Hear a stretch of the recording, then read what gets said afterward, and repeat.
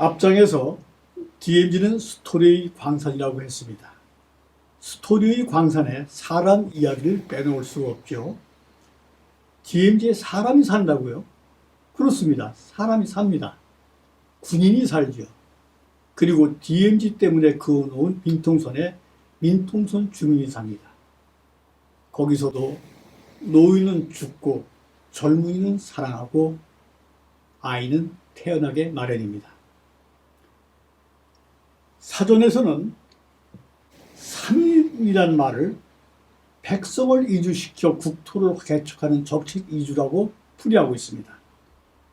역사적으로 세종대왕 때 두만강 일대와 압록강 일대 북방 지역의 군사 기지를 기능을 강화하기 위해서 인구가 부족했던 이 북방 지역의 남방 지역 인구를 이주시킨 일이 있습니다. 이것을 북방 3인이라고 부르죠. 역사는 궁예 왕이 청주 3인 1천호를 단행하여 태봉국의 수도 철원성을 구축했다고 기록하고 있습니다. 이 청주 3인 1천호는 역사상 최초의 정책 인구 이주로 우리가 볼 수 있을 것입니다. DMZ에서는 일제 때도 철원 평야를 개척하기 위해 1,500호, 즉 경상도, 평안도 등에서 어마어마한 사람들이 대이주를 해왔습니다. 또 1954년 민통선이 설정됐습니다. 1980년대 이 민통선 안에는 소위 민간인 통제구역 속에는 113개 마을에 8,799세대 39,725명의 주민이 살았다고 기록하고 있습니다. 그러니까 이 정도 인구면은 강원도에서 철원보다도 인구가 거의 맞먹는 인구고 화천, 양구, 인제보다는 훨씬 많은 인구가 민통선 안에 살고 있었던 셈이죠. 이들이 왜 거기 와 살았을까요? 이들은 내 땅에 농사를 지어서 배불리 먹고 싶어 했습니다. 배고픈 동물들도 민통선을 찾아왔습니다. 1993년 겨울인데 화천 312의 한 군부대 연병장에 굶주려 날지 못하는 대머리 독수리가 출현했습니다. 군인들은 이 독수리를 끌고 가서 취사장으로 데려갔습니다. 그리고 닭고기를 뜯어먹게 했죠. 기력을 회복시켜서 동물병원으로 이들을 이송했습니다. 그해 겨울은 DMZ는 독수리의 계절 같았습니다. 여기저기서 철원, 화천, 양구, 인제 이 일대에서 수없이 대머리 독수리가 배고파 굶주린 채로 주민들에게 발견됐습니다. 민통선 사람들은 좀 흉측하게 생긴 이 날짐승을 쫓아내지 않고 극진히 보살폈습니다. 하루에 생닭 3마리를 먹어 치우는 이 엄청나게 이 멋보들인데 이 골칫덩어리를 잘 키워서 건강을 회복시켜 자연으로 돌려보냈습니다. 이게 온통 신문에도 나오고 방송에도 나오면서 철원 평야에는 이제 독수리들이 기력을 회복해서 날아가는 그런 평야다. 뭐 이렇게 말이 돌 정도로 아주 그때는 대유행을 하다시피 했습니다. 배고파 서성이는 설새를 데려다가 기력을 회복시켜 자연으로 되돌려보내는 일은 겨울 민통선의 일상이 되다시피 했습니다. 플래카드를 내걸었습니다. 독수리야 반갑다. 어서와 우리 마을로. 주민들은 어쩌자고 독수리들을 아주 보호하면서 잘 먹여서 내보냈습니다. 군인들도 쌍안경으로 밀렵을 감시하면서 이 독수리와 두루미떼들이 누가 밀렵을 하지 않을까 하고 감시하기도 했습니다. 1990년 후반에 북한의 안변 남대천변에 도래하던 300여 마리의 두루미떼가 대구 철원 평야로 날아오는 대사건이 벌어졌습니다.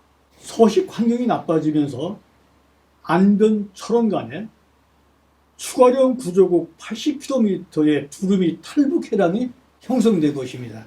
이때가 북한이 한창 굶주리면서 그 가장 고난의 행군을 하던 때입니다. 철새도 먹이가 풍부하고 극진한 인간의 보살품이 있는 따뜻한 남쪽 나라가 아마 그리웠을 겁니다.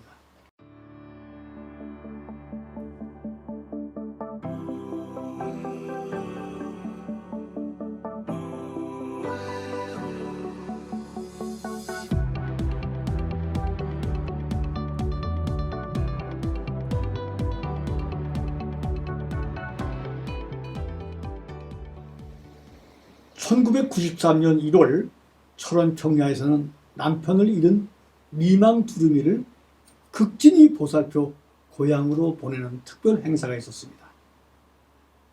모든 사람들이 몰려서 떠나는 두루미를 전부 아주 안타까운 눈으로 잘 가라 그러면서 환송을 했습니다. 이 절개의 새, 당신의 고향 시베리아로 잘 가시오 하는 시도 낭송했습니다. 이 두루미를 또 돌려보내면서 이렇게 환송시까지 했을까요? 이 새가 날아간 후에 정말 너무 기가 막힌 일들이 벌어지기 시작했습니다. 눈 덮인 민통선에 관광객이 찾아왔습니다. 카메라를 든 작가, 쌍안경을 든 탐조객들도 두루미 독수리를 찾아와서 막 붐볐습니다. 몽골산 대머리 독수리가 큰 몸집으로 이제 어슬렁어슬렁거리는 모습은 이제 특별한 구경거리가 됐습니다. 썰렁한 겨울벌판이 관광객으로 넘치는 해도 있었습니다.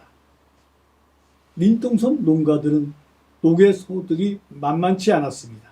미망 두루미가 시베리아로 떠난 그 해에 이 농가들에게 서울에서 한 거대한 쌀 도매상이 전화를 했습니다.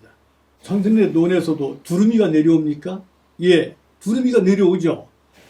그러면 선생님의 좀 쌀이 있습니까? 지금 우리 농촌은 쌀을 못 팔아서 너무 걱정입니다. 있고 말고요. 그러면 우선 100가마만 주실까요? 100가마 드리죠.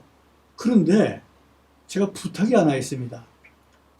저와 같이 두루미를 보호하는 회원이 10명인데 한 집에 10가마씩 해서 제가 100가마를 모아드리면 안 될까요? 서울의 쌀 도매상이 이렇게 말했습니다. 당신은 참 두루미처럼 선한 사람이네. 마음대로 하십시오. 쌀 100가마를 팔았습니다. 그 이듬해는 이게 소문이 나서 모를 꽂았는데 바로 쌀이 다 팔렸습니다. 남들이 쌀을 못 팔아 해먹이 있을 때 이쪽 사람들은 쌀을 다 팔아냈죠. 독수리는 흉흉한 모습이지만 설렁설렁대는 모습을 탐조객들이나 사진 작가들에게 보여주고 사진을 찍었습니다. 그들이 이 농가들에게 찾아와서 밥을 사 먹고 잠을 자고 또 관광 비용이라서 돈을 지불했습니다. 바로 인간과 자연이 함께 가는 가장 미담이 연출된 것이죠. 자, 이제 알았습니다. 군인 그리고 주민들의 자연주의가 DMZ 자연을 살린 것입니다. 군인들에게 자연은 국가 재산입니다. 군인들은 독수리 한 마리까지 보호한 것입니다. 철새는 뜨내기입니다. 민통선 주민들도 현대판 3인 정책으로 이주해온 뜨내기들입니다. 민통선 주민들에게 굶주린 철새들, 그 뜨내기들에게 특별한 측은지심이 발동했을까요? 민통선 주민들에게는 철새도 인간입니다. 그 자연주의가 민통선 일대를 지구상에서 가장 큰 두루미, 대머리 독수리 월동지 가운데 하나가 되었습니다. 민통선에서는 지금 인간과 자연이 공존하는 가장 환경적이고 도덕적인 아주 특별한 세상이 펼쳐지고 있는 것입니다.